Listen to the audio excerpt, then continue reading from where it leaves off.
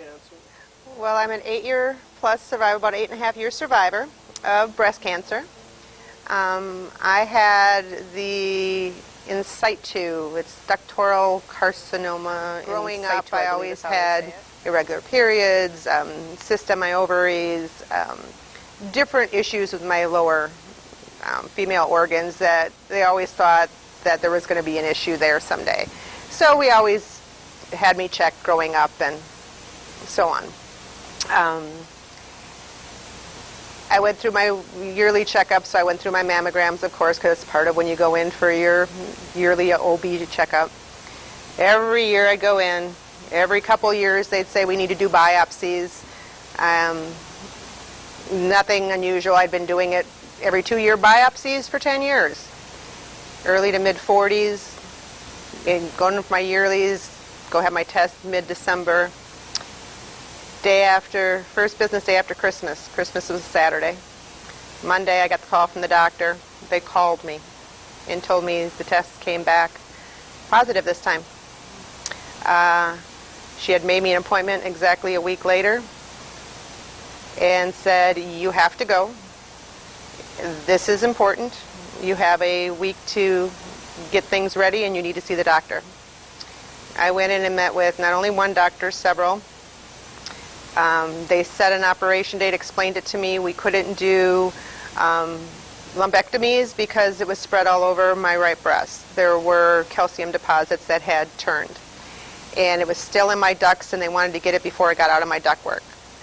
The left side had a bunch of lymphatic fluid ones, and they were concerned that they would turn, so they suggested doing a radical, which means removing both breasts, all breast tissue, the ovaries, the fallopian tubes, and taking out my right central lymph node to see if it's traveled.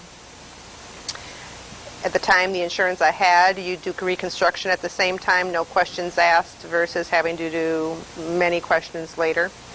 Chemo and radiation were not recommended because I was healthy, I was young, I hadn't been sick, nothing else had been wrong with me for years. So do the radical and I'll have a nice long life. It was surprising. Saw a couple more doctors. Ended up having the surgery, 18 hours on the table. Started a reconstruction, 5 more surgeries later. As I'm going through all this, and they have you on meds for a gazillion things, found out good chance that the turning of the cells could have been due to high stress. I wasn't healing well. The skin wasn't healing. It broke open a couple times. And they said I needed to get into a stress-free environment until I healed and got through the last surgery of the reconstruction. It put me into surgical menopause. Hey, but I'm here. If I hadn't been doing the yearly checkups, if I hadn't caught it before it traveled, I'm lucky. It didn't get out of my ducts. I'm lucky it didn't get in my lymph. I live with now early stages of menopause, early stages of a lot of elderly type situations, B12 deficiencies, you know, a few other things. But I'm here. I would not be here. Got past my ducts into my lymphatic system, it would have been done in a year. Is the scare, is the possibility, is the proven results of what's happened to others. So I'm lucky. I did what they said. I went and got checked. Probably would have done more checking if the generation before mine had explained that cancer ran in the family. Many of my great aunts and uncles have all passed of some sort of cancer. The generation of my father's generation, there's only 3. They knew nothing of it. His dad passed when they were young. Nobody talked about it. My youngest at the time was 7. I've seen him graduate from high school.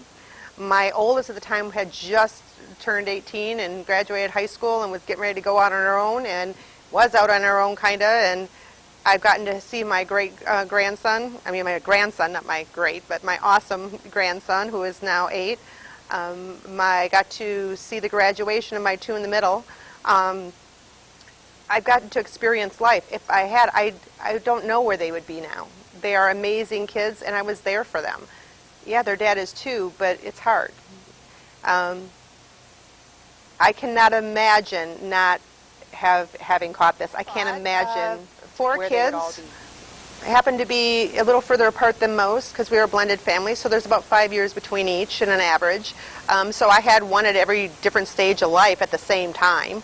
So if you can imagine, you know, a high schooler and a middle schooler and a grade schooler and a toddler, you know, or, you know, early young child, they all had different things going on at the same time. Husband worked in construction, gone quite a bit. He'd be home every night. He always was home every night. But that still makes it up to me to get them where they need to, keep them in their activities, run the household. Again, didn't think anything of it. Just did it. Learned through when I had to take a step away and learn how to take care of me, that if there's no me and I don't take care of me, then there's no me in the family. And there's nobody to do those things for them because he can't. In order to provide for the family, he couldn't do what I did. You know, just like I couldn't do what he did and provide for the family. So it's a family. It's a unit. I've learned to say what I have to say, speak about my feelings, and to say no. That's the big one. Say no. Can't volunteer and help out everybody.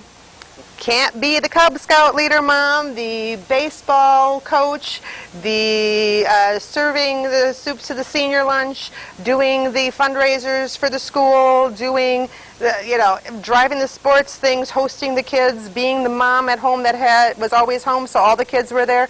Can't do all those things if you don't take care of you, because there won't be a you. You won't be here to be there. Talk to your seniors in your family. Talk to the elders in your family. Get the family history and encourage them that it's not a weakness, as they told me. They said they never shared it because they thought it was a weakness. That's how they were brought up. That's how they saw it, being sick or being ill. You don't share those things. You keep them quiet. You deal with them. No, it's important. It's extremely important for all the generations to know. We didn't carry the cancer gene, but we all carry something. And having the propensity to be that way makes a difference. If I had not spoken out with my family when a cousin once removed from mine, or I should say it's my great uncle's daughter who is younger than me, got her diagnosis, same thing 3 years ago, she might have went after things differently. But because she knew of me, contacted me, I explained my experience, she went with the radical the same way I did and is there to see her daughters grow up. And they are just entering high school now. If we wouldn't have talked about it, she wouldn't have known. And the radical is hard. It's a lot of surgery. It takes time. Chemo and or radiation are different.